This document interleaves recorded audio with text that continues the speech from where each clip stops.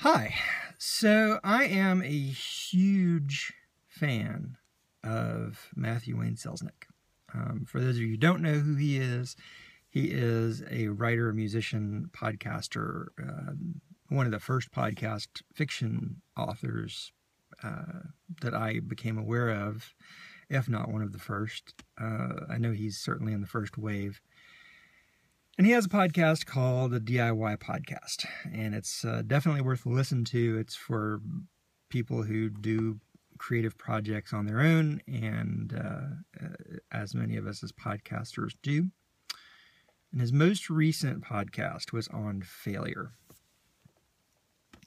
And it definitely struck home for me because he asked, what have your failures been and what have you learned from them? And I guess part of that is failure is dependent on how you define it, as much as success is. So I've had projects that didn't even get off the launch pad. That's a failure, certainly. I've had projects that didn't last as long as I wanted them to, which is failure of a different kind. I've had failures in terms of failure to live up to commitments I've made, whether it's to help somebody on their podcast or whether it's to fulfill Kickstarter backer levels, which in the case where if you're listening to this and I owe you something from a Kickstarter, that failure is not necessarily something I'm never going to fulfill, but it's just something I haven't done in as timely a fashion as I'd hope to. So failures vary, certainly, based on what you would define them as. And in my case, what I try not to do is let something I feel like is a failure stop me from trying or make me run into a spiral of despair and aggravation. I try and make them learning opportunities, not to overpromise, not to overcommit, to make wise use of my resources, but also not to stop from trying. You should never let failure keep you from trying something new. And because if I did that, I would never have done Patreon. I would never have done these Periscopes, which this is only the second one, third if you count the first test. But you should never let the failures in your life stop you from trying something new.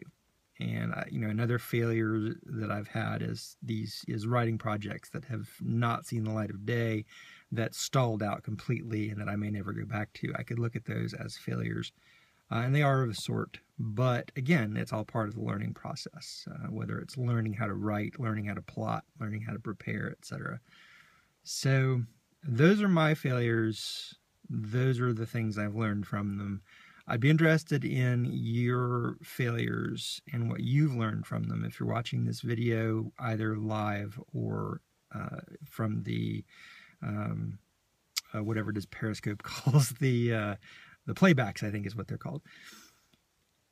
What are your failures and what have you learned from them? And you can @ me at Spiritual Tramp. You should also follow Matthew Wayne Selznick, and you should @ him on Twitter. And let him know what you've learned from your failures. And also, you'll want to stay tuned today. I am going to do an afternoon Periscope, and that's going to be about some of my favorite monsters, and I'm going to talk a little bit more about the House of Phobos project, and you'll have to listen to almost all of the Periscope, at least if not all of it. I'm going to be giving away some copies of Lamashtu by Polly Cooley. And I'm going to give you a clue, and you're going to have to read the first story in the House of Phobos anthology, which is free from the sample, so you don't have to buy it. No financial risk is involved, but it may hook you enough to buy the anthology. So anyway, stay tuned to my Periscope channel and listen to my afternoon Periscope for further details. You won't have to listen to it live, but it may be a good idea. So that's all I've got for now, and we'll see you next time.